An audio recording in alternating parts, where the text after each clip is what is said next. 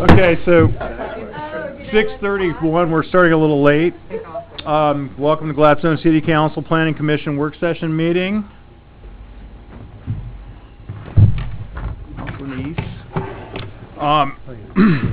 Do a real quick rundown on the agenda, and then we'll do the Pledge of Allegiance, and we'll get started. So the agenda is basically discussion of state-funded housing code audit. It's going to start off with a staff report prepared by consultant John Southgate. Gladstone Housing Code Audit Draft Number 2, 02/24/2019.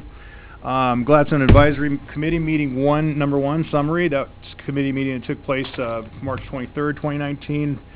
Gladstone Advisory Committee Meeting Number 2 Summary, which took place 5/15/2019. Community Open House Summary, which took place on 5/1/2019. Department of Land Conservation and Development, or DLCD, Housing Choices Booklet presentation, and then comments from Randy Thomas, Advisory Committee member. We going to roll first and then Sure. Pledge? So can we take the roll, please? I can. Actually, I told Tammy she didn't have to prepare for that. There we go. I didn't get that memo, so let's start off with introductions. Introduce ourselves. Tom Mercerl, Gladstone Council. Randy Roulette, Planning Commission. Andrell Langston, Planning Commission. Pat Smith, Planning Commission. Linda Neese, City Council. Malachi, Planning Commission. Tracy Todd, City Council. Jackie Betts, City Administrator. And Matt Tracy, President of the Council, tonight sitting in for the Mayor. Should we do the Pledge of Allegiance, please? Pledge allegiance to the flag of the United States of America and to the republic for which it stands, one nation, under God, indivisible, with liberty and justice for all. Okay, paying respect to the first item on the agenda, I'm going to turn the table over to consultant John Southgate for staff report presentation. John, does that work? Wherever you'd like to be. I have a good loud voice, do you? Oh, yeah. Okay. Good evening, and thank you for participating in this special work session, joint session between City Council and Planning Commission. I think most of you know, maybe not all, my name is John Southgate. I'm consulting with the city. I was retained, about a year ago to assist specifically on the downtown revitalization efforts to start the early stage of implementation. But as part of that, when I renewed my contract last January, Jackie suggested that I also help serve sort of as semi-city staff on the housing code audit. So I can't take credit for the great work that your consultant Stacy has done, but certainly appreciate her work, and I think it's very important work. I don't want to say too much because Stacy's really the star of the show. Quickly, the city is the beneficiary of a state program to help fund these audits. I think they're doing them in other locations around the state. All over the state. Okay.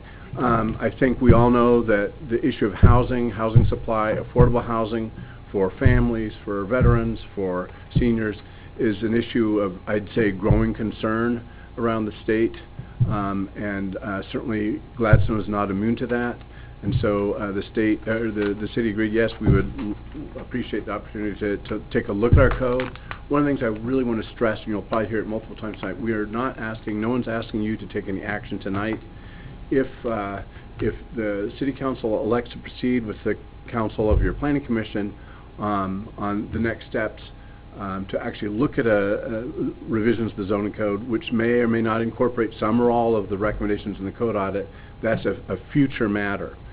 I'm going to jump ahead. Probably the most important thing I want to stress, we have had a public engagement component of this effort, and actually a couple members of the advisory committee that the City Council appointed, Mr. Osborne and Ms. Thomas, are here. I should also acknowledge your planner, Melissa from the county, is here and has been very helpful in moving this ball forward. Probably the biggest thing I've learned in the last couple months is that if you do proceed with actually changing your zoning code, there needs to be a very thorough community engagement. That shouldn't be a 2-month process where people like Stacy and me and Melissa go into a little room, spit out the code and say, here it is, what do you think? I think you have to step back and have an education. And I particularly want to acknowledge Ms. Thomas here, that there's a lot of moving balls or a lot of spinning plates, choose your analogy, in housing issues. So what does state law require? And in fact, state law is changing. The next time you meet, there may be new law around what cities are obligated to do around housing. We need to understand that. I need to understand that better. There's also, what are the market dynamics? What's going on? What is the demand for housing here? You could write whatever zoning code you want. If it doesn't bear on market reality, I'll call it kind of a waste of time. I probably don't need to tell the Planning Commission that. What might this kind of real estate options, what sort of housing options, what might they look like? How does it really sit on the ground? It's one thing to write codes about setbacks and densities and all that, but what does that housing look like? And Stacey, I hope I'm not stealing your thunder, but I think these are the issues that I think if we do proceed, and I believe you need to, I think state law may require you to at some point, at looking at changes to your zoning code related to housing. Again, to me, the bottom line message I've got from the last 2 months is it has to have a thorough community engagement process. We all need to learn together, what does this mean? What are our options?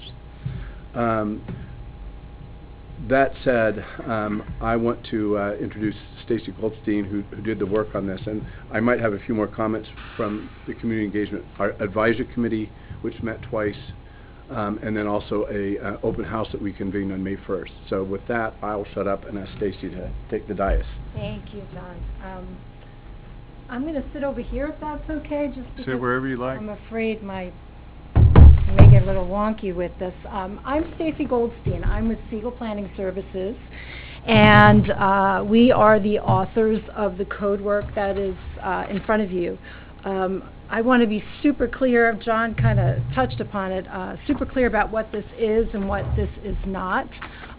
This is a document that we produced after reviewing your comprehensive plan, your downtown plan, and of course your zoning codes. We did it looking through the lens of how do we promote more housing variety in the community. And so this is kind of a snapshot in terms of what you have. And there's lots of considerations in here, and if you read the language in the report carefully, you'll see it typically starts off with consider this, or what do you think about this, or in this case, this requires a broader discussion with the community. Again, this is not code. We're not asking you to adopt any code, and we're not even asking for adoption of this. This evening is really a way to just get everybody up to speed on the work that's here. Let's see if I can figure this out. Try aiming over there. This way? Oh, this was what happened to me last time too, because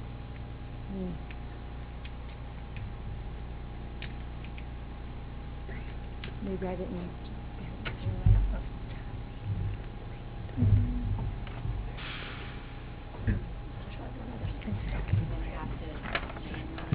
I might have to.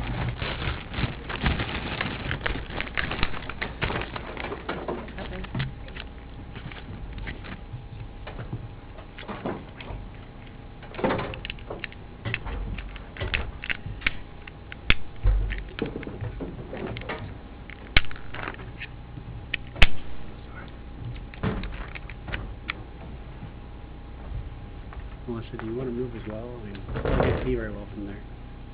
No.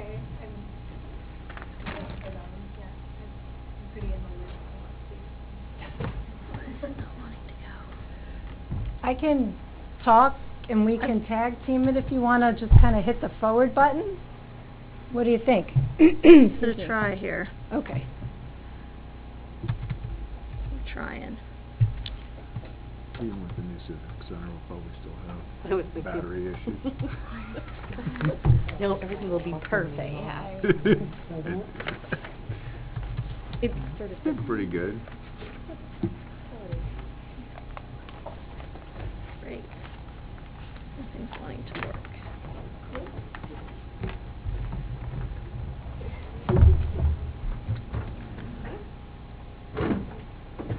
we go.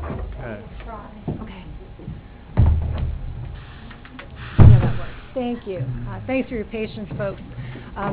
So just a little background about the project. DLCD received special funding from the legislature. This was in 2017 through Senate Bill 1051. They came to DLCD and said, DLCD, we've got some extra money, and with that, we'd like you to go out and ask communities if they'd like some help with taking a look at their codes, see what cities might be able to do as far as providing updated regulations that promote a variety of housing. So your community, your city applied for the grant. From what I understand, a lot of communities applied for it. You received it. And specifically, the intent here was to simply get feedback on your existing code looking through this lens of housing variety and options.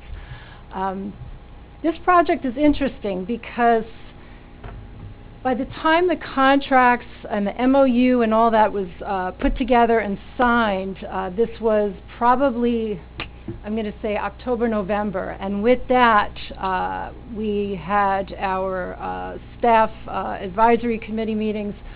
We met with your technical advisory committee, which I have to say was a top-notch group in that there were a variety of different folks and backgrounds, and everybody participated. It was great. People had different opinions, and we met with them twice. Excuse me. Then we also had the big open house where I know some of you were in attendance as well. Short time frame. This project, my work, has to be wrapped up by the end of June. Now, what does that mean? That means my work has to be wrapped up. This work can move forward if you should so desire. What I essentially will do is hand this information and this work off to your staff, and then they can work with you to figure out what the next steps might be. Because of the short time frame, the scope was narrowly defined. Oh, did I do that? No, I'm Or is that trying. you? I'm trying over here. It's So sorry. there we go. Okay. And these were, as outlined in the scope of work, the major deliverables. Take a look at your code and suggest ways to increase housing types. And also tied in with that was looking at your land use process and see if there were ways to make it more efficient. And part of that is what we call a two-track land use process for housing. And I'm going to get into more detail and describe that further into the presentation. Next. So here are the major code audit findings. When we went through the code, here's what we found. Well, in some, there are ways to provide for more housing variety. Your code is a little wonky in the sense that the way the different housing types are described, it's not entirely clear. There's mention of duplexes, there's information there on townhomes, but it really needs to be more thoroughly defined and updated. Excuse me, additional housing options that could be included in your code are things like small-scale single-family residences and, for instance, cottage clusters. But if you're going to add these types and new types of housing in the community, it is strongly recommended that you do so with design standards. And you'll hear me repeat that over and over again. And it's because I honestly believe in it so strongly. Design standards have to be prioritized based on what's important to the community. How do these things look? How do they sit on the properties? So those are things that need to be thoroughly vetted with the community. The definition section, again, this gets back kind of to the first one in terms of how your housing is described. It's a little unclear, and it could be better defined. And with that, if you're going to redefine some of these housing types and provide for maybe new housing types that aren't currently in your code, it's important that you revisit the dimensional standards. Why is that? Because the way your code is written today provides for more of your traditional single-family type of dwellings. And today's modern codes provide for smaller lots, different setbacks. And so that's something that you would have to work closely with an urban designer, an architect, a planner, to make sure that each housing type has its own special dimensional standards so that it's something that can actually happen and be built in your community. And again, the two-track land use process, which I'll talk about here shortly. Next. Here's the project schedule. We did the kickoff initially. This was probably around the holidays. And then we got right into the code audit work, the concepts, the drafts, and we met with the advisory committee folks. We're in task 3 now. We're actually kind of heading into the home stretch. We had the public meeting, I think it was about 3 weeks ago. And then my work, it says May 30th, that's kind of the preferred date, but the contract needs to be wrapped up on my end by June. So I want to talk about your comprehensive plan. As most of you know, your comprehensive plan is essentially the blueprint for your community. What do we want to be when we continue to grow? How do we want to define the community as far as future development is concerned? And what I found so interesting about Gladstone is that Gladstone is identified as primarily a residential community. Your biggest resource in your community, housing. And the housing goal, I also found is very interesting. It says here to provide housing needs of all segments of the population, but preserving neighborhood identity. That's a hard thing to do. That's the tricky part, is how do we do that? Preserve neighborhoods, but yet provide for maybe additional housing types. Next. We also took a look at your downtown downtown revitalization plan. That was done in 2017. We incorporated, there were some good recommendations in there as far as residential development in the downtown. One thing to note, as far as when I met with folks during the open house, I received a lot of feedback from people saying that they would like to see more housing around this downtown core, that folks wanted the option to, let's say in this example, in that image, to live second, third floor above a coffee shop or something, and to not have to drive everywhere. And that really supported, the recommendations in that plan, which we carried forward. Next. So here's an example, ways to have more housing variety. So here's an example of some townhomes. And again, your code doesn't clearly define townhomes. There's some current design standards which really could be redone as far as additional design standards. So in modern codes, townhomes typically will have as few as 2 and as many as 5 attached units. Lot sizes range anywhere from about 1,800 to 3,500 square feet. Sometimes you'll see them over structured parking. They have typically small backyards, small garages. What fits well into existing neighborhoods are really no more than clusters of 3-5 units max. If you're going to have more of these townhome units in a big block, those are really more appropriate on major streets.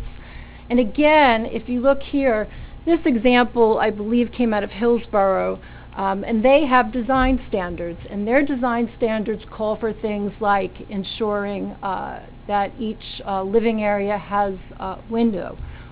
Front door has to be facing the street. There has to be variation in, if you look, the roof lines. So that being said, the community developed these design standards based on things that were important to them. And so that was the outcome of a more recent project in the community. This is another housing type that's also not currently defined well in the code, and this would be small-scale, single-family residential detached. folks are looking for, and I've seen this in some of my other communities as well, options to live in a... Can I ask you a question? Sure. Could you define small scale? What does that mean? Well, that's a good question. Small scale in this case is a lot size of typically 1,300 square feet to 2,500 square feet. And they're similar to the townhomes. They have, as you can see there, that narrow configuration, but here they're on a separate lot. They have separate entrances and they're detached units. And this is becoming something that's more affordable than a traditional single family on a larger lot. Folks that like these are people that really don't want to deal with lawn care anymore. You're seeing a lot of folks that are in existing homes that are getting older, and they just don't want that upkeep, but yet they really want a single family detached unit.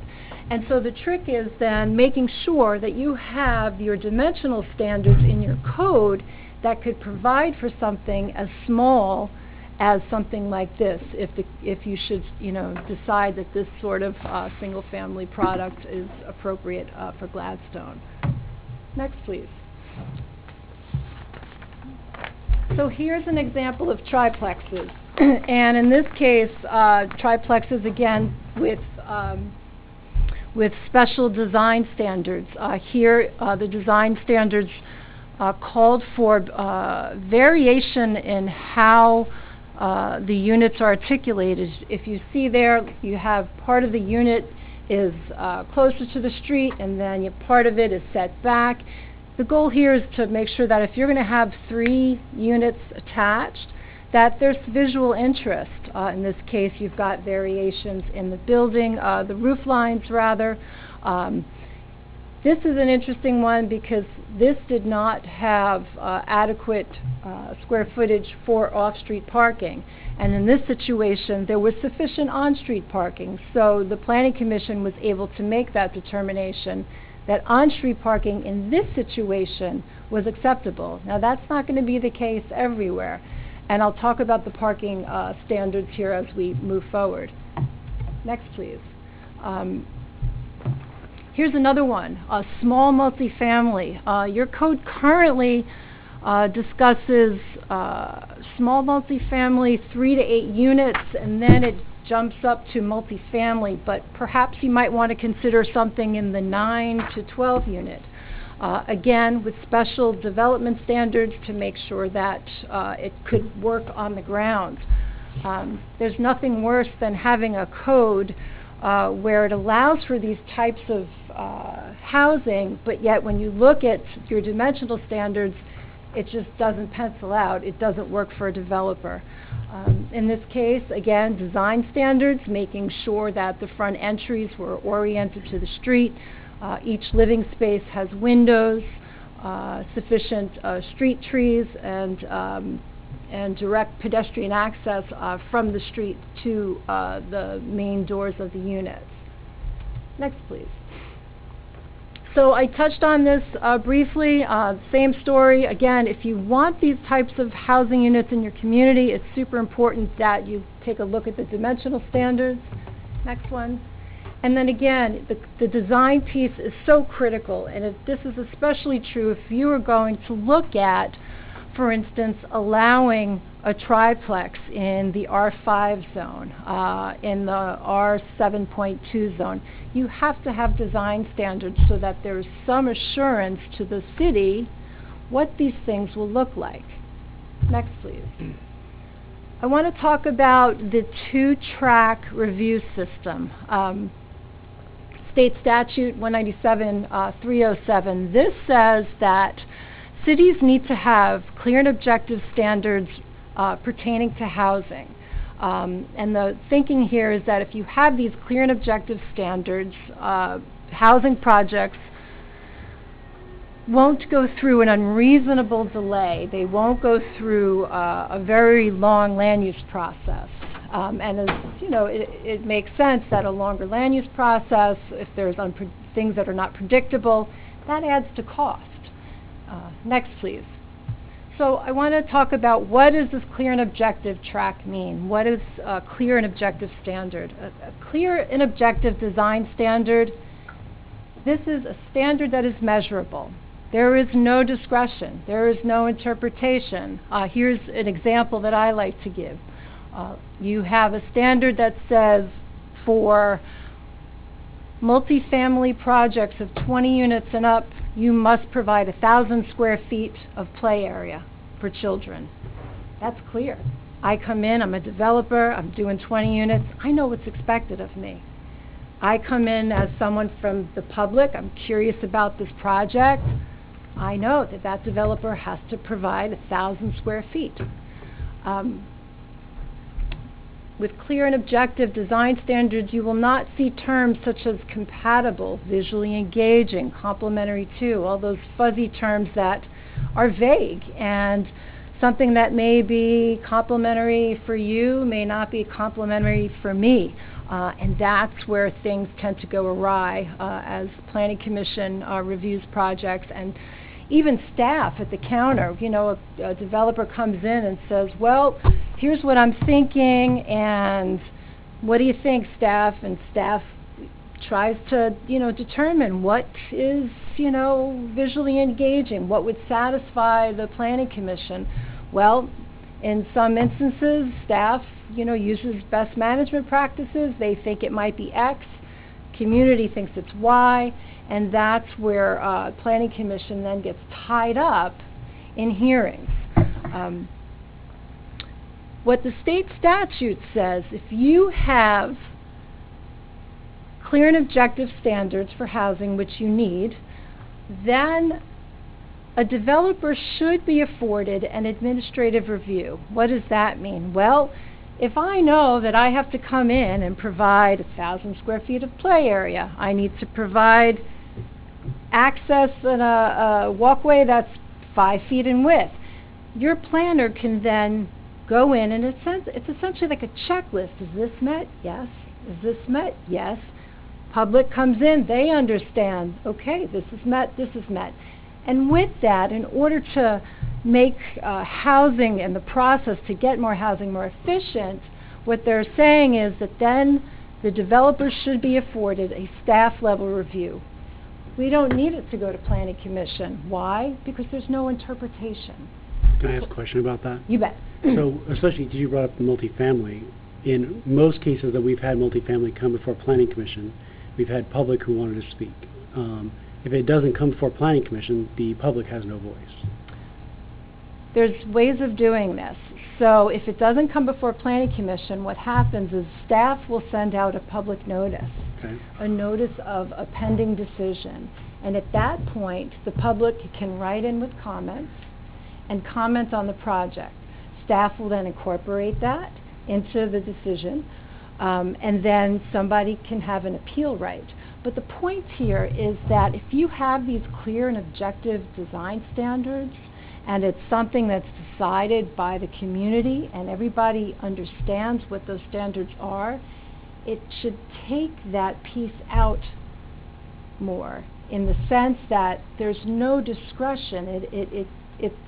There's an expectation of what is required. And so in this case, it provides this level of certainty for both the developer and the public. Now, can you go to the next one? Can you go one further? Because I want to kind of touch. Let's say that Mr. Developer can't meet that 1,000 square feet requirement for their play area. What happens? Well, it's almost like a variance. Then they need to bring that to you, to the Planning Commission, to decide whether or not what they're proposing meets the guideline. Can you go back one? Here's an example of what a clear and objective standard looks like and what a discretionary guideline looks like. So if it's clear and objective, here's the pedestrian site access example.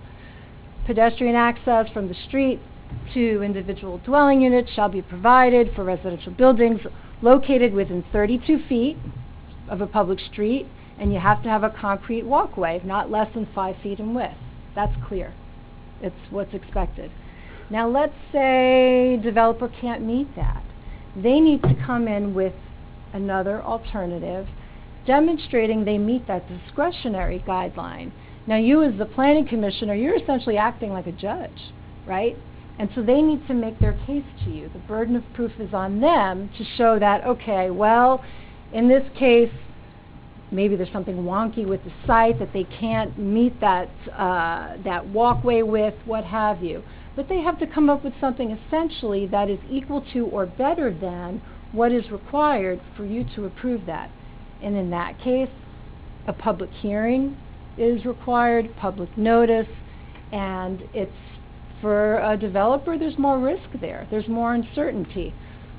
So, I mean, that part I'm okay with. That part is normal for us. Right. I'm more concerned with specifically the things that the public tends to show up for, right. they tend to speak out about, and then no longer being allowed to. That's the thing I'm concerned about. Well, here's the thinking, is that through a very big public process, to go through and write these design standards, with the community involvement, the thinking here is that everybody has their say. They become part of what those criteria look like. And so they understand, and then there's expectations. So if something requires 10 feet in width, it's 10 feet in width. It is what it is. It's based on whatever the best management practices for whatever that standard might be. So it's, instead of what you see now, like the uncertainty with the developer coming in with a design and everybody's not really sure, and this takes that piece out. It provides, like I'm saying, some more certainty for you as a planning commission, excuse me, and the public. There's no need. It's usually the public pointing out things that the developer purposely left out. But in this case, they won't. Either they meet that clear and objective standard, they meet it. It's clear, it's black and white. Or if they don't, then they got to come to you with a discretionary. And I think part of what we talked about too is having the neighborhood associations, which are presently being tried, they're trying to put those together, where the developer would meet with those neighborhood associations prior to submitting their plans, and that could be in lieu of. Well, those are also non-binding.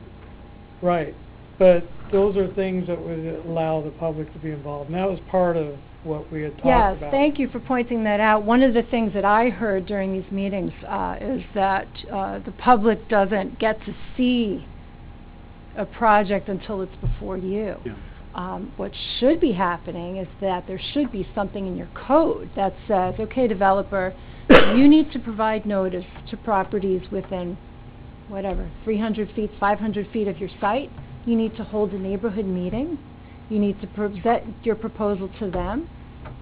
Bring in the feedback, bring in the meeting minutes. And what happens is, in many instances, lots of issues get worked out at that meeting before the design gets to you. So to take that to the next step, so let's say they do that, but it's not coming before us anymore. Right.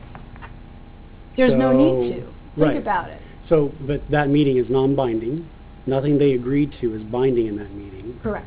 And they're not seeing us at all, so we can't hold them accountable to anything they said to the citizens. What they're being held accountable to is your development code. That is the law. And if it's clear and objective, and if you have decided that they need to provide something, whether it be a variation in roof pitch for a multifamily building, that's it. They have to do that. And if they can't, then they come to you for a discretionary permit. So it's either they meet it, and if they do, there's no, the planning commission doesn't need to act like a judge, because either they meet it or they don't. It's black and it's white. And that's what state law, I just drove up before, actually, from Grants Pass. We're going through a similar exercise with them. They wound up in the court. They wound up in LUBA because of that. They had a project that went to their planning commission, and they didn't have the clear and objective criteria, and they got called out on it, and it wound up in the courts. So I'm fine with that part. I'm just concerned about the citizens getting their voice taken away. That's the main thing I'm concerned with. well, with the clear, like I said, they will have an opportunity with public notice, And they will have an opportunity, if they provide comment, with an appeal right to Planning Commission or Council. Good. Yeah. I got a question. I hate to be a stick in the mud, but to me, this Gladstone's been around since 1911. Okay, people have been living here that long. There's not many lots out there to take. I only know of one actually, but there's probably others. Okay, but what if, or have you got this all figured out, that the citizens of Gladstone really want to do these kind of things? What outreach has been done to the city citizens? There's 11,000 to 12,000 people in Gladstone. Okay, how many of those have voiced their opinion? Has there been a survey? Has there been anything to do this other than, to me, it seems like a waste of time to do all this and come up with all these standards if people don't want to do it? You raise a really good question. So, just to back up, this was a code audit. Your community applied for a grant to take a look at your code, to see, are there options out there to increase housing variety and options? This is an audit. This is a look at your code. Based on our really short time frame, we had a limited time to do public outreach for this work. This work here, this is my view, this is the jump-off point for you, councilors, planning commissioners, staff, to take this to the broader community and say, hey, we had a consultant come in, we recognize we have a housing affordability issue here in the community, just like all other communities in Oregon. Hey community, what do you think? We recognize that. We had a public outreach meeting, 30 people showed up. We had technical advisory committee meetings of maybe 15. This is in no way a document that says, here, do this. This is a, hey folks, we took a look at your code, here's some considerations for you. And so the next step, to take this out to the wider community, that goes back to you. If I may add, that's kind of the point I was trying to make too, is if you proceed with this, then you begin this, I'd say, rather exhaustive community consultation. What are your options for your growth? What does the status quo mean for your economic growth? Those fundamental questions. Before you start actually writing specific code or having a consultant write it, I think you should do that outreach and check in with the community. What do you want the city to be in 20 years?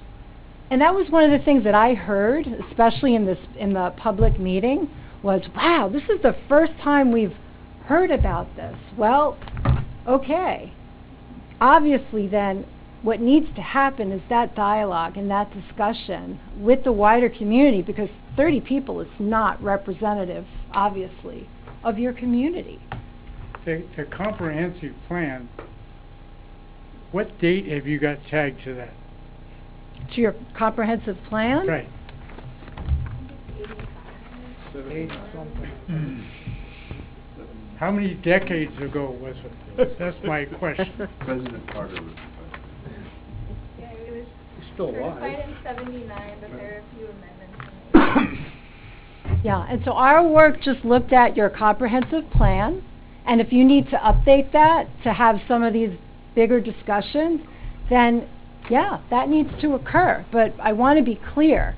We were brought in to just take a look at your code. Okay, I understand where you're at. Okay. But I guess I'm asking the question, which I haven't asked yet, is why isn't the comprehensive plan being decided upon before this happens? That is a good question. And so the question that needs to be asked as part of this discussion, are there policy changes that need to be made based on community feedback, based on vacant buildable land scenarios? What's the data show? What do we want to be? And so yes, you are right. Those policy questions, they absolutely should be readdressed. as part of this work for housing. This is just kind of one picture in this greater picture of housing for Gladstone. We've been talking, Lisa, I've lived in Gladstone for 50 years, okay? I've been in the council for 9 years, okay?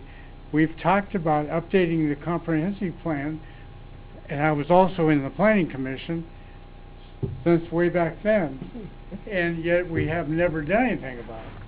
I think there was one amendment in 1999 or something. Yeah, absolutely. But there's really been no real solid discussion in my mind about that. It just seems to be a priority item to me.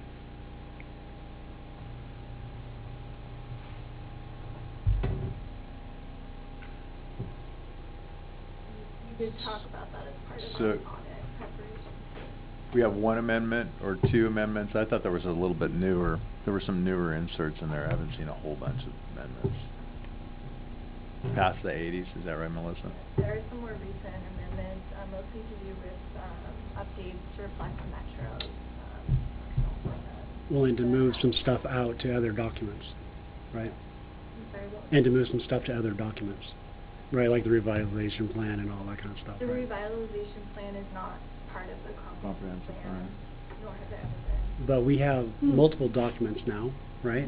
And I believe we were making some changes to say that they're now, a lot of that data is going to be reflecting in those other documents instead of in one main document, right? We have a transportation plan, Yeah. but that's, as far as I know, not part of the comprehensive plan. I'd have to go back and read the ordinance, but that's the only outside reference document that I know of.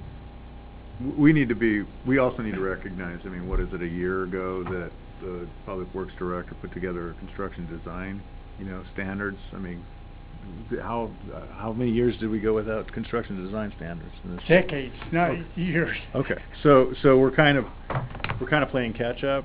I mean, I hear you, Tom. I think at some point in time, the comprehensive plan is no longer really valid. It certainly won't be valid if we have to adjust to other external pressures about how we do zoning in the city. And so you bring up a great point. What should we do? We probably should look at that, should we not? Closely Seems soon. important to me. I think that's a fair statement. May I continue with the work that's in front of us at this point, or were there further It's relevant, sure. comments? It's all relevant, but I'd like to think it's relevant. Again, I want to be clear, this is, Yeah, you but know. I mean, a counselor just brought up a pretty good point, that we're kind of, where are we at? Cart, horse, or should we parallel both of these pathways and go forward? I mean, this is a good point. Absolutely. I'm And- not saying no. I think Yeah. it's a spot-on point, and these are part of the bigger discussions that are outside of this small project. This is just a little piece of the bigger project. John? And also, I view this as a precursor to whatever might come next. I mean, if Stacy had done this work, and then likely eventually said, you know what, your code's really pretty good, I don't see a whole lot to work with, then there's not a lot of conversation to have. Go focus on something else, whether it's downtown revitalization or whatever, riverfront, whatever. But one of the benefits of this work is that it's found a lot of stuff. And we may not all agree with every element of this. I don't think it's intended to do that. It's really to call out, here's a bunch of things you could consider if you want to promote Just more housing options consideration. for young people. I mean, the advisory committee meetings were really helpful for me because someone brought up the school population, as an example, is declining. Enrollment declining. Well, why is that? It's because people can't afford, if you have 4 kids, you have to move to somewhere like Estacada where you can still buy a home for under $350,000. Which the market pressures are pushing Exactly. heavier and heavier out So there as that's well. the reality. Now, it is ultimately your prerogative, the community's prerogative, to say, okay, that's all right, we want the status quo, but understand there's ramifications to that. And so this is, I don't think Stacy's here to say, boy, you guys gotta do all this. It's Well, more that's like- not, and I wasn't getting that from Yeah, her at all. No, and I want to be clear, I'm not saying, I'm just pointing out, when we went through and took a look at your code, these are things for considerations, but your point is spot on. I've read all this stuff, and there's wonderful ideas in there. Does it make Think sense? it went great. I'm just not sure what people really think, whether we even want to take on this endeavor. No. okay? We've got a pretty good snapshot of it now, and if the group wants to go ahead with it and say, hey, Councilor Mercer, you're full of crap, I've got no problem with that. Well, I think that regardless of whether we go through with any of the stuff here, you know, she's still in contract to deliver it to us. So I think we should still do the meeting and let her do her presentation so that we can have the delivery finalized. I've got and no then problem. And then what we do after that, you know, that's another matter. I've got no problem with that. Yeah, I'm not really sure what I mean on go through with anything, because at this point, we're just getting information. I don't think there was anything going through. We're just hearing what her findings were with her expertise, so I'm I fine with think, listening. if I can respectfully say, I think what Councilor Mercer was getting to is deliberation, in his opinion, on what he would like to do now.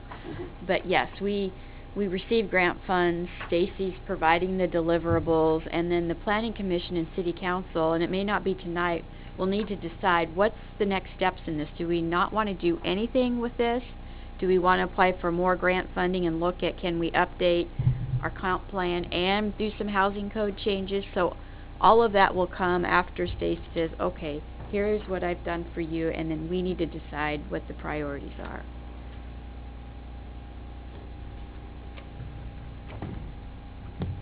Next slide. That's okay. So getting back to the two-track system, again, this is the discretionary track that I had mentioned, where you will see more of those vague terms like compatible. And again, this would be the situation where an applicant, a developer, has to come before the Planning Commission, and the Planning Commission sits, as they do, as judges, and they review it to see whether or not it meets the guidelines. Next. So your single-family R 7.2 zone existing, it allows for single-family and two-family dwellings. For multifamily dwellings on collector or minor arterials, it's a conditional use.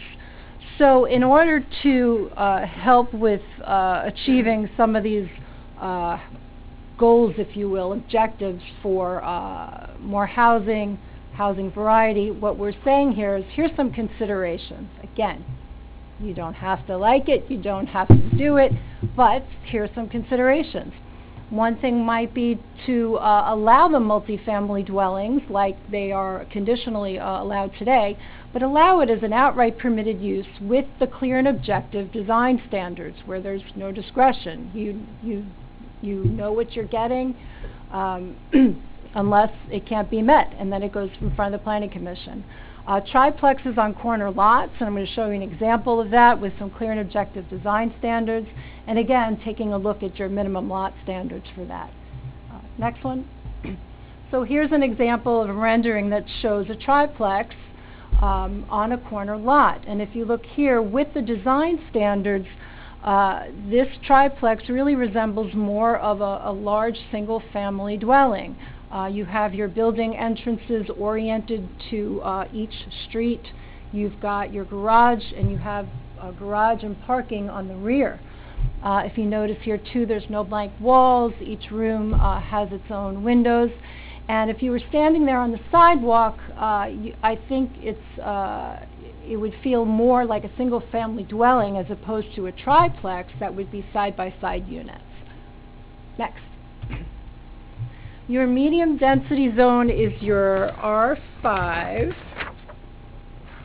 and in this case, existing zoning allows, again, two-family units outright permitted, and conditional use throughout the R5 allows for multifamily dwellings.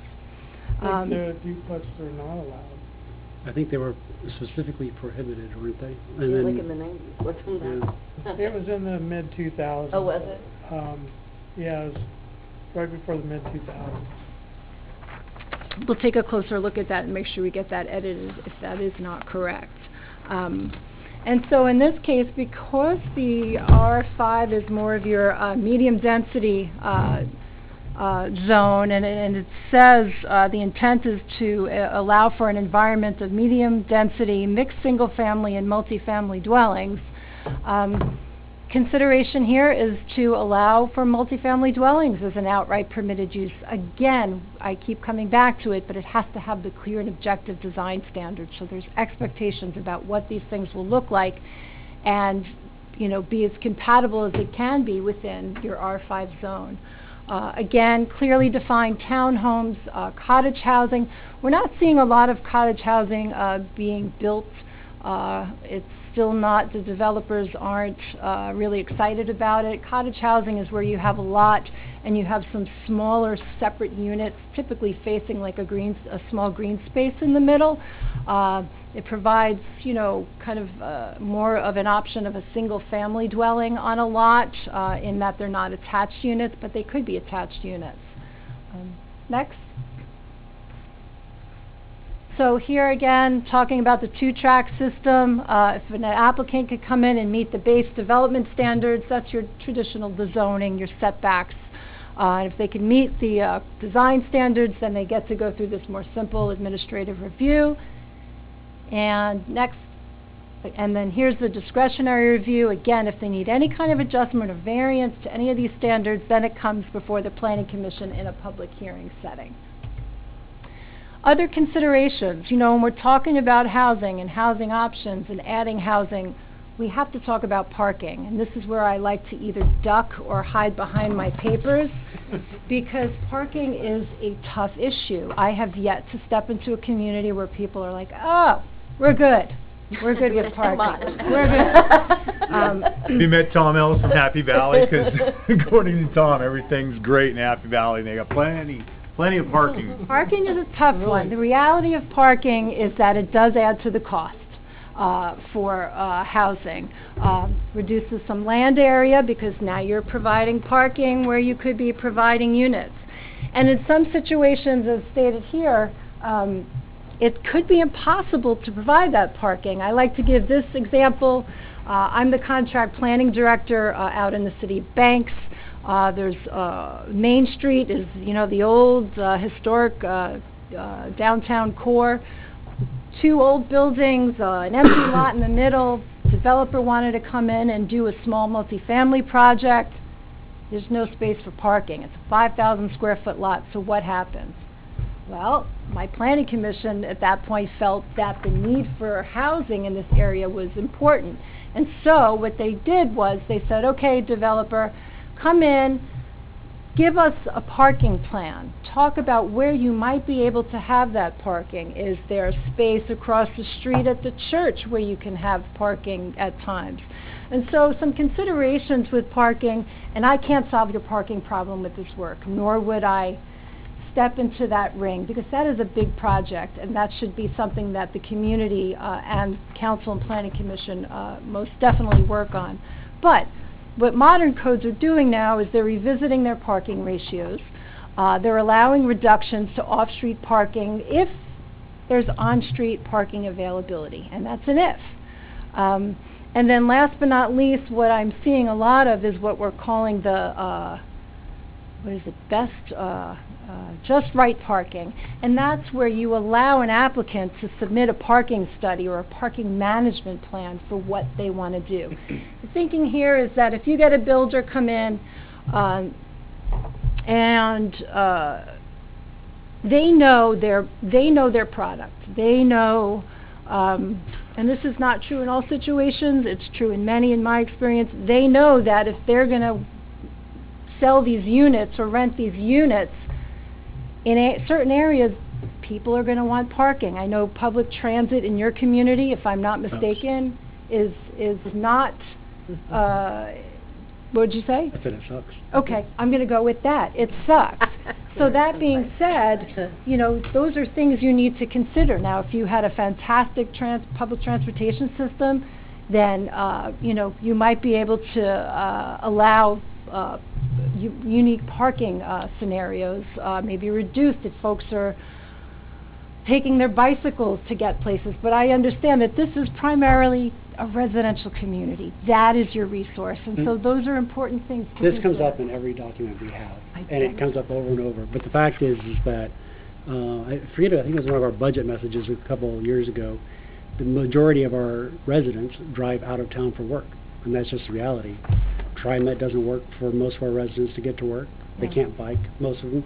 It's a 2-hour drive sometimes to work. You can't bike that very easily. So most of our residents drive to work. Yeah, and that's the reality, and so you have to plan for those people, and then, plan for, that's the whole thing, is looking at this from what's there on the ground today, what might be there in the future, and so these are all really big discussions. One thing I would say about the parking is, if you haven't considered, Jackie, the state has a grant program, an outreach program, where they will come in with a parking, he's not an engineer, he's a parking person, he's a parking consultant, and he will do an analysis of your parking in the community, your off-street spaces, and there'll be recommendations in there as far as things that you can do.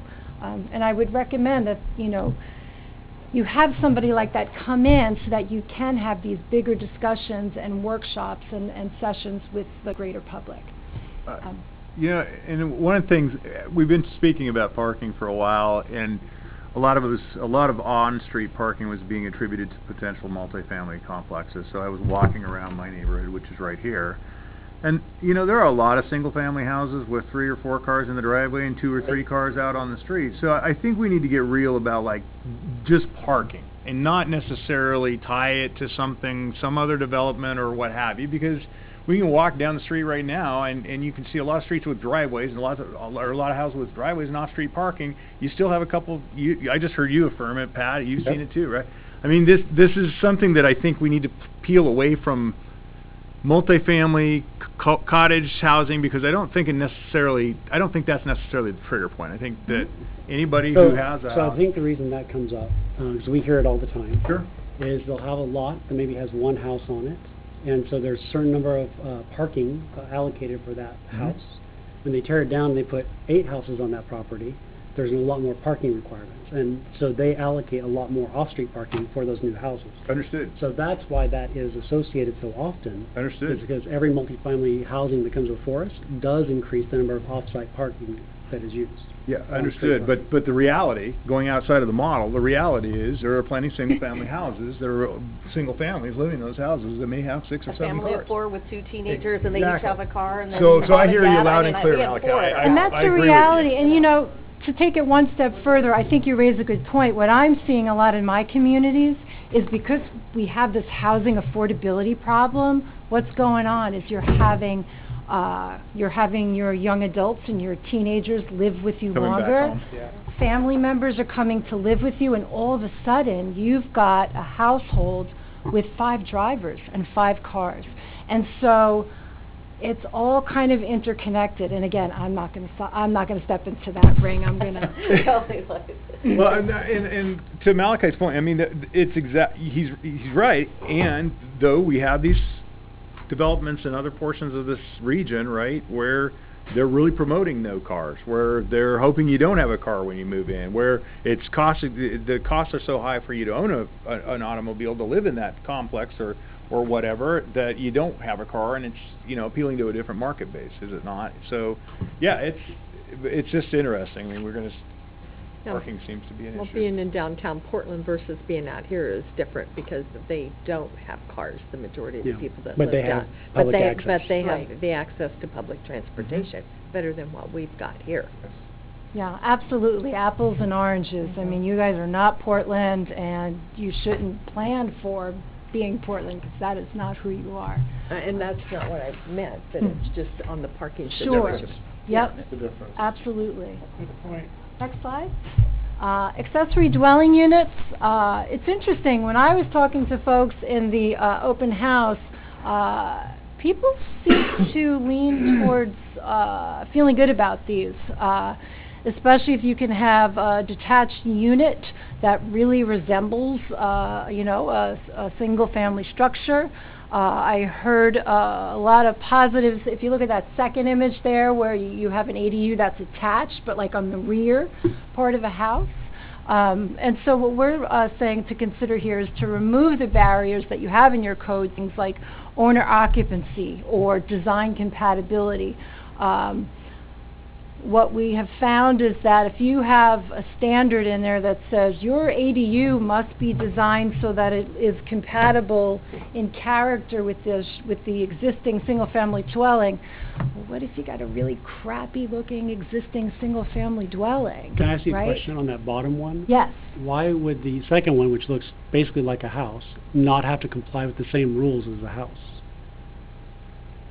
I understand about the top two. I'm not sure I understand your question. Well, so the ADUs have different design requirements Yes. than housing. But the bottom one, why would it not have to follow the same design guidelines as a house? Why would it follow the same design guidelines as the one above it? Well, we're not suggesting design guidelines for single-family dwellings. That's a hard one. Right, but I'm wondering, like that bottom one, why does it count as an ADU? Because it's a separate dwelling unit on the lot. It's detached, so you have a detached, Mm-hmm. you have, sorry, my glasses are not so good. But it's not really an accessory, it's just another dwelling unit. Yeah. Yes, it's a secondary dwelling unit to the big, the main house, which is the primary unit. Right, but Does that make it's sense? just another house, right? It's not an accessory, that's my point. And so Well, I we think have that's where design some of the confusion standards. gets in. Right now, we have design standards that they have to comply with. Right. I think Doesn't an that- ADU by definition have a maximum size it can Yeah. have? Yeah. Yes, For square footage? correct. Yeah, It's- 400 square feet, yeah. Probably makes it seem like. Yeah, the Yeah, it picture. looks like a Yeah. house. That's you an know, artist. But it's not Yeah. really, that's not Thank you for real. pointing that out. I think it's the image. My daughter in Oregon City is where she lives, and there's a section, and I want to say there's 6 homes, and they have ADUs there. Mm-hmm. And 3 of them are above the garages. Yeah. And theirs is a little bit different, but it's detached from the back, and they're a nice size, Mm-hmm. and big enough for 1 or 2 people, and that's about it.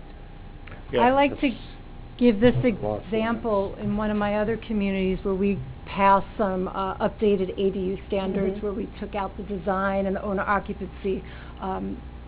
A woman got up to testify about the new code language, and she was so happy because now she can have an ADU on her Mhm. lot for her disabled grown-up daughter. Mhm. And she got up there and said, you know, when I pass away, my daughter can continue to live in this ADU, and she could rent out the primary dwelling, so she Right. has income. Mhm. And I That said, makes sense. and so to me, you know, that's where I kind of said, yay, as a planner, I'm doing my job. But, you know, ADUs are becoming pretty popular Yeah, for a they are. variety of reasons. So Airbnb. Mhm. there's that too, the Airbnb, but I'm not gonna, I'm gonna, That's gonna gonna take my be- paper once more. Next, please. And that's really it. So again, a lot in here, there's even more in here for you to consider. Next steps, I'm gonna hand off this work, to your staff and let you folks run with it. And of course, if there's any questions on, the Siegel planning work, I'd be happy to, address it here. And thank you all. And this is a Thank tough you. one, you know, does the city take an approach of, do we do what we've been doing? Do we take a do-nothing approach? Do we do a little bit? And these are all really big questions, that the community has to answer.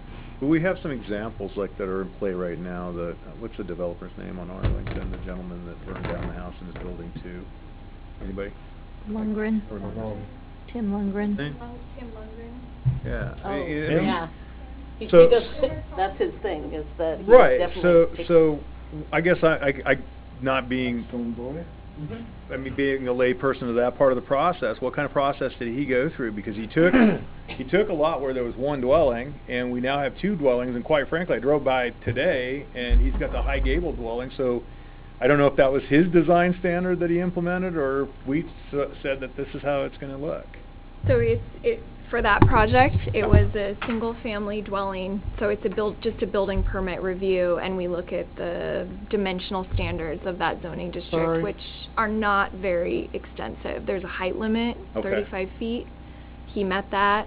There's a restriction in how large your garage can be in the front of the Okay. lot.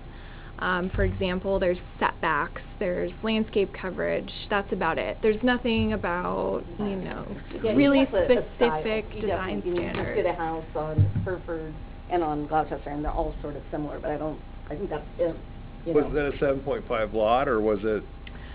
So it was one of those lots where there was a historically built house in the middle of two platted lots from Okay. the original plat. So when the house was demolished, he just reestablished The those two lots. 5,000 square foot lots. That's Mhm. on Arlington. Yeah, it's 310 West Arlington. Sorry, Tracy, I was listening to you. Mhm. So that's an example of the fast track thing, because they met all the criteria, the lot size, the design of the home, blah, blah, blah, so it's an administrative decision.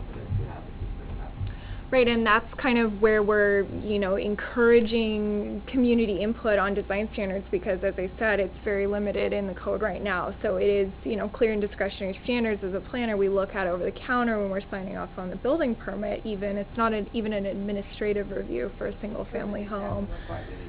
Exactly. Again, why design standards, you know, as decided by your community are really Yeah. important. Well, and Melissa and I have talked before, a lot of our design standards are very outdated, like the solar access Mm-hmm. is completely outdated. It doesn't even take into account things like actual solar panels as an option, right? Yeah. Right. Yep, and most communities are actually doing away with solar design because they're so complicated to administer and to even understand. And you know, just wanted to throw this out there too, you know, something to think about is, from what I see, Gladstone hasn't really had the situation of tear downs where people are coming in and the value of the land is such that somebody's like, yeah, I'll sell this to you, and then the next property sells, and all of a sudden you have a large parcel. And with that, you want to make sure that if that does in fact come to the community at some point, your development code is ready. You don't want to be reactionary. I'm not saying you have to follow whatever is in here, but you want to be prepared in the event that those sorts of things happen, because they are happening in many communities all around the state. Food for thought. Yeah, I think it's good. If it's all right, I had two follow-ups to Stacy's presentation really quick. So you might be aware the county's been working on a Gladstone-specific housing needs analysis. It's an appendix to the Countywide housing needs analysis. We've been seeing draft versions of that come through. They just finished their final draft, so that should be coming out sometime soon. It will be released. It includes really helpful statistics for this type of conversation going forward, including projected growth rate, available lands inventory, so buildability, where is there infill potential, where is there just vacant land, all of that. So I will make that available when we receive that. That'll be super helpful, you know, as this moves forward, to really get a feel of the lay of the land and what's out there. So appreciate that. Right, and then just one more thing, there are suggested amendments to the comprehensive plan in the code audit document on page 8. So we did take a look at that for your... Thank you. We got some more stuff from John. right? John, you wrap up, summary? Do we want to review any of this while we're here? We could, we were going to go ahead and let John do the summaries first, and then you want to circle back now, okay? Sure. Okay. Yeah, the summary is really quick on, I'm trying to find it, the second page of the report. This is just me trying to condense, you know, several meetings and hours of testimony and written comments into 4 broad themes that I heard. And I've already alluded to what I think is the most important one, which is the last one, the importance of the thorough community engagement. I think we've amplified that point tonight. Certainly there's recognition of concern about density, what it looks like, especially in single-family neighborhoods. A recognition that it's going to vary. If we talk about density in downtown, or possibly the church site, Seventh-day Adventist, if and when, I'm not saying anything will happen anytime soon, or maybe never, but if they were to redevelop that's 70 acres, I think what that might look like is different than, you know, a taller building, a more dense building in my neighborhood. And then, then again, I think there was a recognition of the nuance of the issue that the status quo has ramifications with demographic changes, market changes, state law, regional policy, and all that. And sometimes I feel I know enough to be dangerous, but I think there's a lot of context to this question, and I think, I'm sorry to be so repetitive, but I think we all need to educate ourselves, and certainly the community needs to better understand what's all at play here. And then I think, what are your choices? I was just talking with Councilor Tracy right before the meeting, and you know, really thinking out loud and getting ahead. If you do this study, I always like to look at options. So you might have a kind of a no change, a fairly dramatic change, and then some sort of middle ground, and look at those and road test them in the community. So those are all sort of thoughts. Some of that is my own riff on what I've heard, but so page 2 is my attempt to summarize what we've heard, and then with that I should stand down because you do have members of the public who I believe intend to testify. And then I could come back up for the very wrap-up.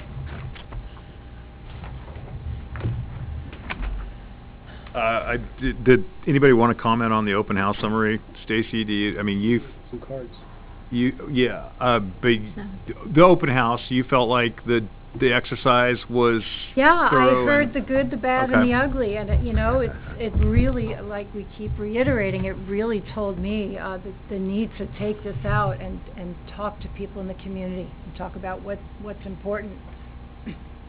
Okay, so the public engagement piece of that is something that we need to continue to recognize, obviously. Yeah. Okay. Thank you. great. Before we go to public comment, Malachi, do you want to circle back and do some of the... Well, I think that, you know, us going over this could take some time. Okay. Let's go ahead and see what other people had to say first and let them speak. All right. Is that what we'll... Yeah. Okay. Michael Melch. You're okay? Sure.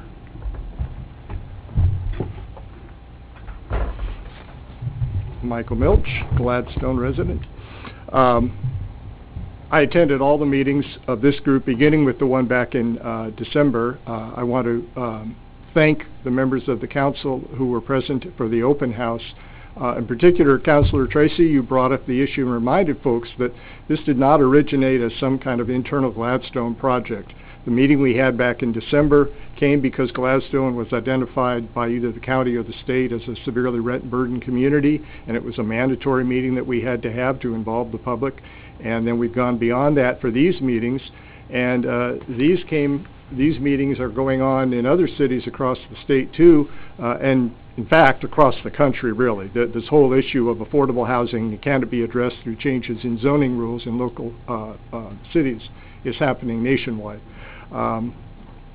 But Councilor Tracy pointed out that the director of, or the speaker of the House of the Oregon Legislature has proposed that all cities of population of 10,000 or more will be required to make changes in their local zoning, allowing alternative forms of housing in single-family zoned areas.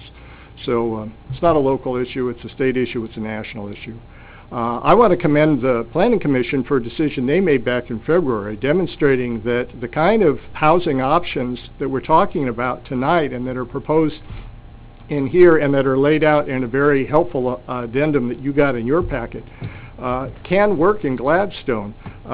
Just a shouting distance from here around the corner on East Exeter was a one-bedroom or a small house built in about 1940, had never been updated, never really improved upon.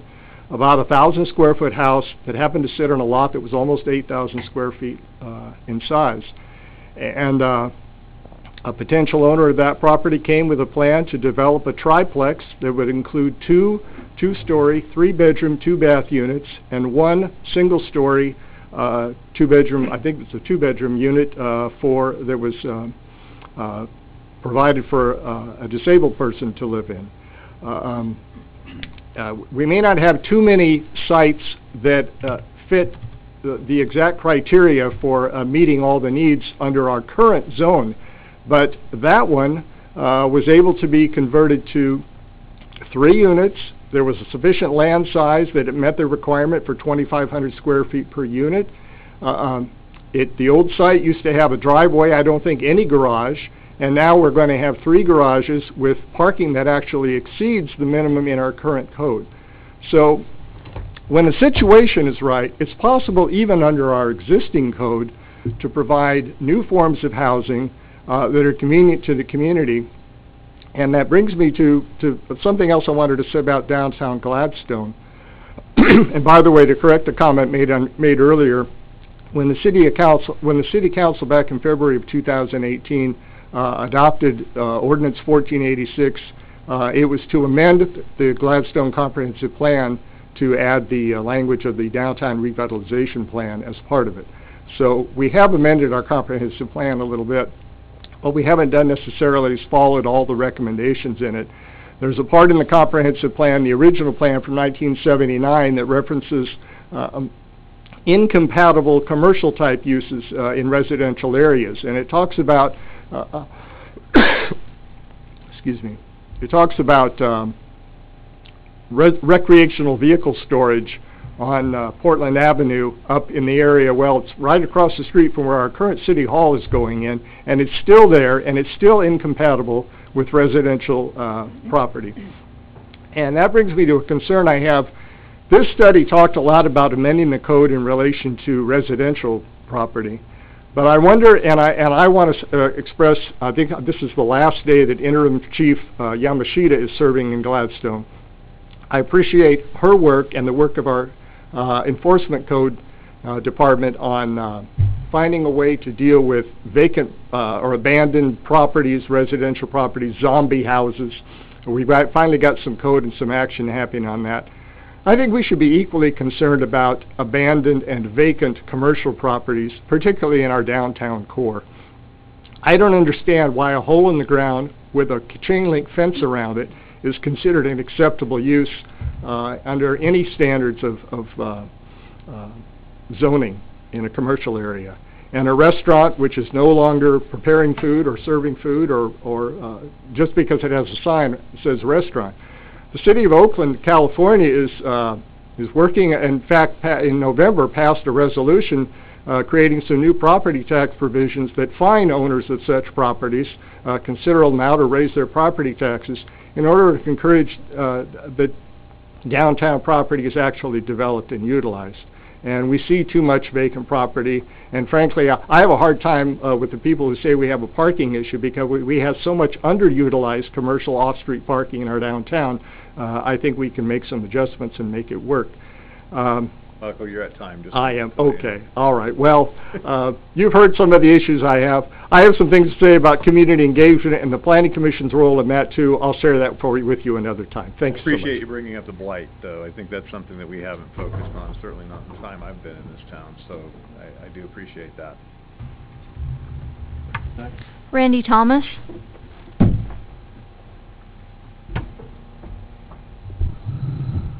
So I'm not going to say anything earth-shattering. You've heard it from staff and you've heard it from some of your consultants. But, you know, the first time I looked at the code audit report, there was a natural kind of inclination to go into the detail. Because we want to, oh, what does this mean? 10 feet here, 20 feet here. So stepping back, though, totally echo what Stacy and John say as far as I talk to people on the street. They don't know anything about the code audit. They don't know what it means to them. So firmly behind that there needs to be a robust conversation within the city about Gladstone School District attendance, about the state bill 2001, about what does rent burden mean, about low-income housing, because I think people don't understand what that means or what it can look like in our city, and so maybe they come away with some different preconceived notions that may no longer be current. So there's a lot of education, I think, that needs to happen before you can even start having a conversation about what does Gladstone want to be when it grows up, and whether that means you have to go back to the comprehensive plan or you take Stacy's work and that's kind of the trigger that starts the conversation. I firmly would ask you to do that and not make any decisions to move forward with any kind of changes until you have the time or make the time to have that community conversation. And I think that's it. Did I miss anything? my cohort Liz is here as well. Thank you. Thank you. Great comments. Yes. Bill Osborne. Bill Osborne, live here in Gladstone. First, before I comment on that, I'd just like to say, and I've said it before, at public hearings I wish there wasn't a clock ticking away. I don't have a lot to say, but some people might, and those might be important things that need to be heard. And when you got a big clock counting down, it just distracts you, makes people a little anxious. Some are uncomfortable getting up saying anything to begin with. So moving forward, I'd like to not see a clock during public testimony. When people are just, coming up for regular meetings from business from the audience, I understand timing that. Anyway, that being said, I think Stacy and John done a great job with this. I don't agree with most of what's in it, which I think most of you feel the same way as far as recommendations for Gladstone. I think those things may fit in other towns. So I'd focus on what I do agree with, is that possibly we need to clean up our code a little bit, which I don't think is a surprise to anybody. I like having public input on projects and the ability to do that. The city has a long reputation for not connecting with the public. This meeting here is an ideal situation or example of that. It wasn't publicly noted. It wasn't on the city website. Short of attending the meetings that we had on the advisory panel, you wouldn't have even known this meeting was going on, and there's a fairly low turnout on it. So moving forward with this, I think regardless of what you do, there needs to be a lot of community input and a lot of outreach. I think the city needs to work harder at connecting with residents because it's going to affect them.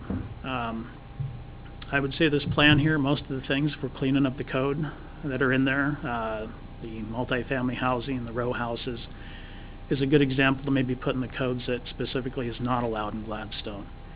And as far as offering up suggestions on how Gladstone can grow and how we might obtain more affordable housing, I think looking at annexing more property is really the only solution for that. Gladstone's built out for the most part. If we change things around, we're only going to promote the destruction of historic homes for people to tear down a home that is built in the middle of two lots and build two other houses. And I think we need to work hard to preserve those historic houses. Obviously, if somebody buys them, they're their property, and within reason they can do with what they want. But I think our code shouldn't promote developers to come in and rearrange our whole neighborhoods.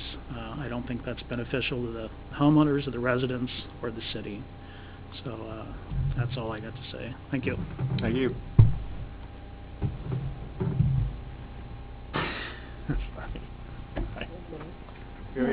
No. Okay. I'm going to say something because I just can't keep my mouth shut, and tonight I'm pretty tired. I walk through my neighborhood and I don't see one house leading to another that has any kind of a design, a design aesthetic that really draws me to believe there was a lot of thought put into some of the early construction, everything from 1909 to what I'm seeing right now, which is probably 2001. So I think we're kind of headed into the right direction. I'm not sure about the fear. So Bill, to some of your comments, I mean, I'm not picking on you, but it's like my neighborhood doesn't have this like design value that we're talking about. The house that was burnt down was on its last legs. It wasn't a salvageable unit. So, I mean, that's just the reality, I think, of time moving on. And we're here working, and I think everybody wants to work on putting together the best neighborhood and community we have.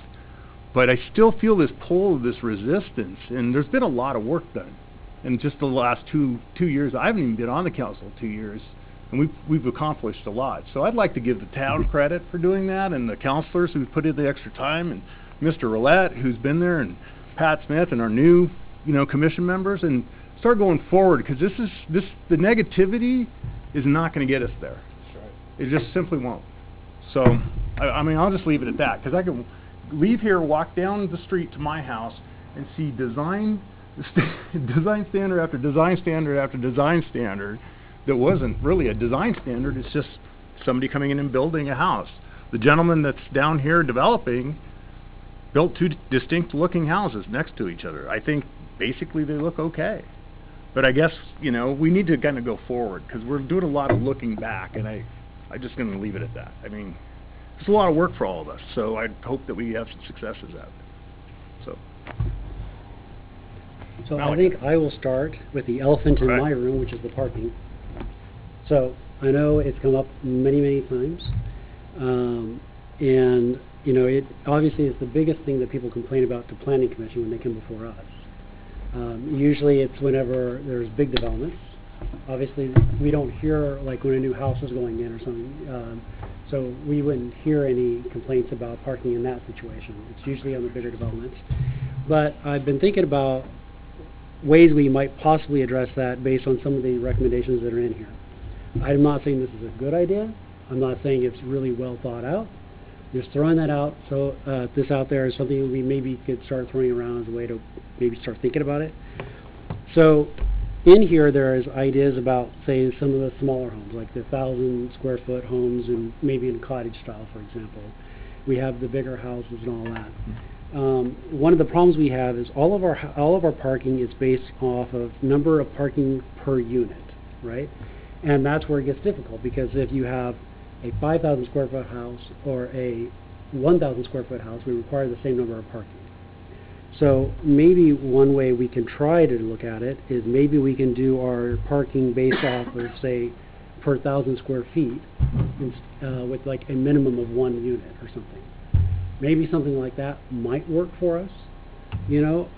So, you know, 1,000 square foot mini home, maybe it would only have 1 parking, but it would just be a straightforward calculation rather than, guesswork. I think it's a good idea. John, in the Canby development, didn't they do that? They had to reduce from unit, Hammond, is it Hammond? Hanlon, right. Yeah. Yeah. I remember that at the presentation, that was one of the things they ran up against in their zoning in Canby, and that they did, I think to your point, Malachi, they did adjust it to the square footage of the units, and so they were able to get less off-street parking required. I thought that was part of the presentation. I think they have, actually, Canby has, in the last 5 years, like a lot of communities, reduced their off-street parking requirement. I will say, and I don't know if this is where you're headed, but I know some codes, I'm sure Stacy's familiar with these, and Melissa, require parking based on the number of bedrooms. So, like, there's one space per studio and 1 bedroom. Right. In fact, I was just looking at the code of Phoenix, Oregon, last night, because I'm a nerd. The requirement is 1 per studio, and 1 bedroom is under 500 square feet. If it's over 500 square feet, it's 1.5 spaces, 1.5. and then it goes on up from there for 2 and 3 bedroom units. So that's the flexibility. I wanted to note that in addition to our Jennifer Donnelly couldn't be here.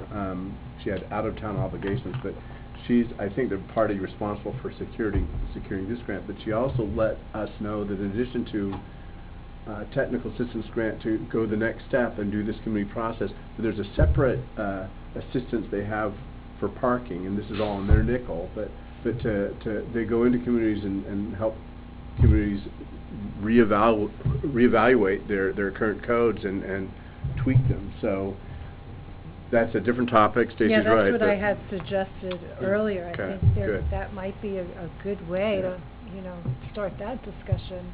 But that's a good suggestion, Malachi. I mean, we could find the models for it and see So if it's I did close. find one problem with it. In that so there was one example in here that said you remodel the inside of the house without affecting the outside. Right. Converting a single-family home into like 6 houses, right, on Right. the inside. Right. That would actually increase the parking requirement for that house following that model, Okay. right?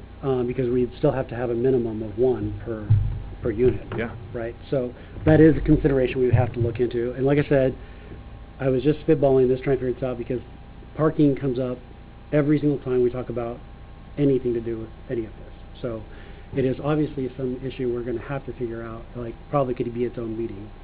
But Yeah, it was part of this building sale too. I mean, it came in too. Yeah, so. and the fact is, most of the documents that we've been accepting, downtown revitalization, everything, have recommendations for parking that the majority of the community doesn't agree with.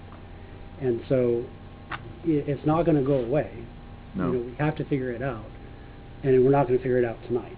So maybe it would be worth us doing a meeting just to discuss parking at some point, but it is a big issue for us. Okay.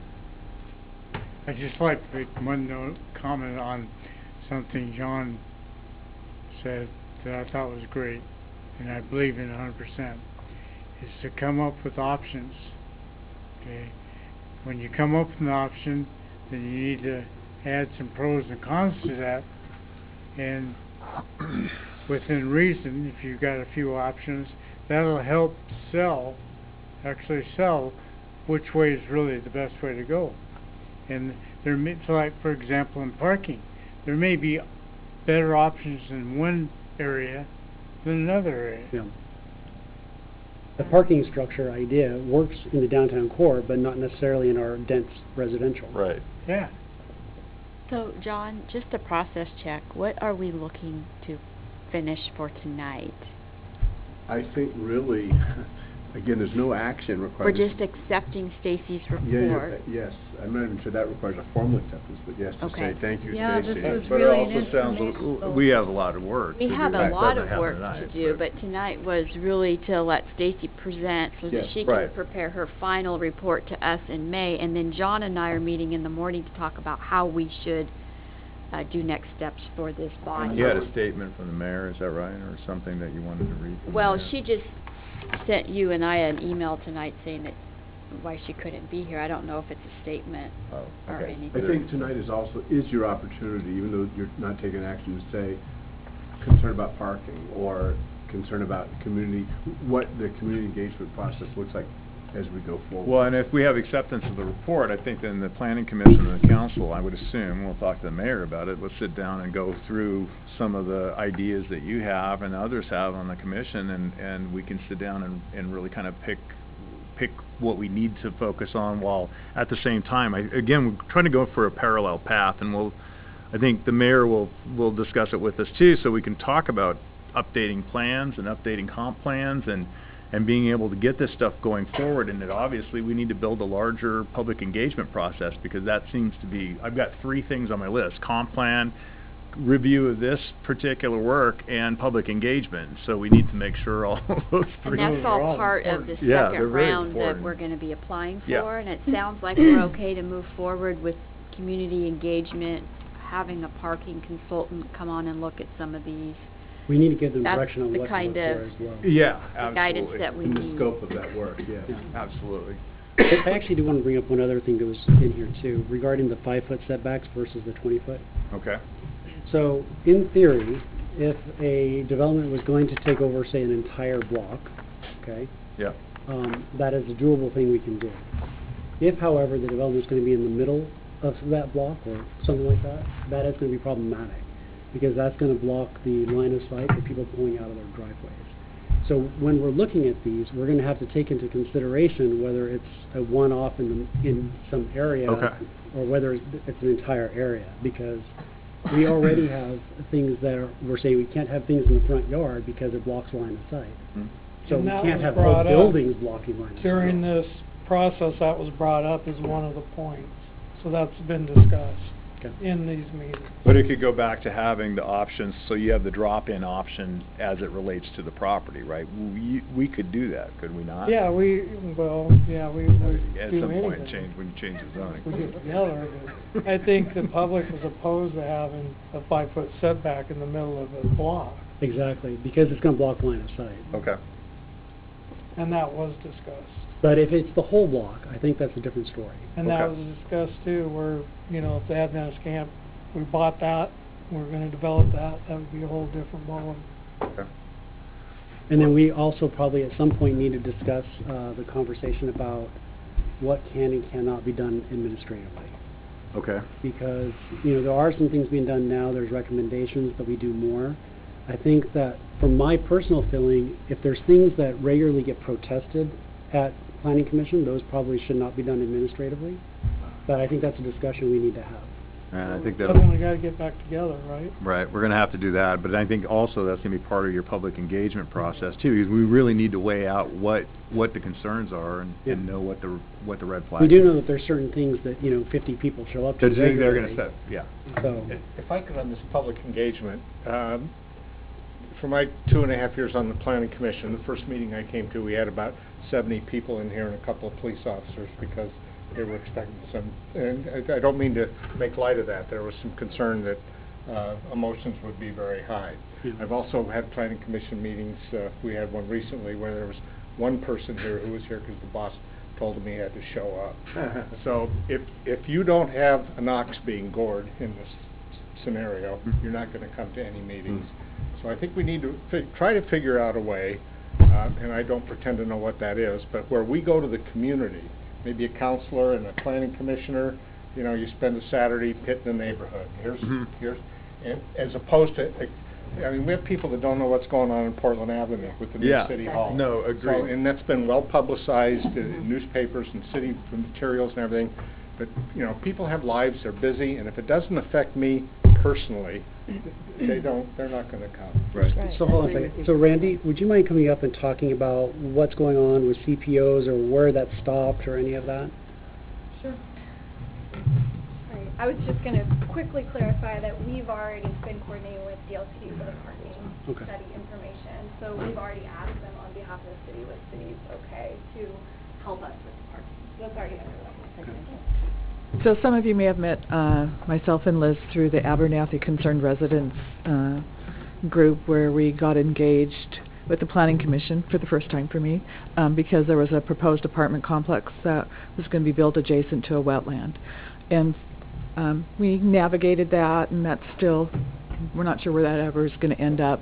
But after that, we spent some time trying to understand neighborhood associations and community planning organizations. So we've spent time meeting with other local CPOs, having conversations with Oregon City, attending some of their meetings, talking with their planner to talk about can be within the realm of CPOs or neighborhood associations within Gladstone. Then we also met with the mayor and Matt and Michael and Malachi and who am I missing? And no, Randy wasn't there. I think it was Malachi and anyway, just to kind of talk about what's within the realm of the possibilities. Spot on. People are busy with their lives, and if that apartment complex isn't showing up in their back door, it's hard to get people's attention and getting them involved in this. And even when talking with the Oregon City planner, she said the same thing. It's a human condition. It is. Not Gladstone. So it's just how right people now are. we're doing nothing because there isn't that apartment complex at the back door that we all need to rally around. And that's what really brought us together initially, was there was this big bad thing that we wanted to share our voices with. So I think to Mr. Smith's point, though, I mean, we have to, the elected officials and the other folks who are working as representatives, we've got to go out and knock on doors, talk to people. I mean, that's part of this.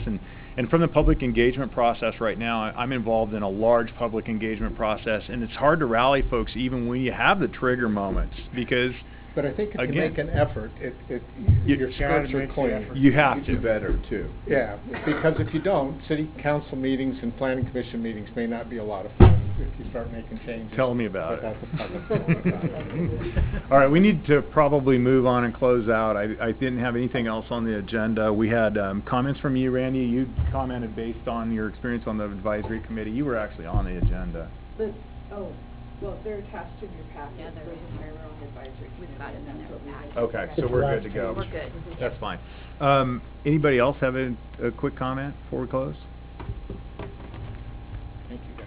All right, thank you for the work, and we'll go ahead and adjourn at 8:12. Thank you all. Thanks, Matt.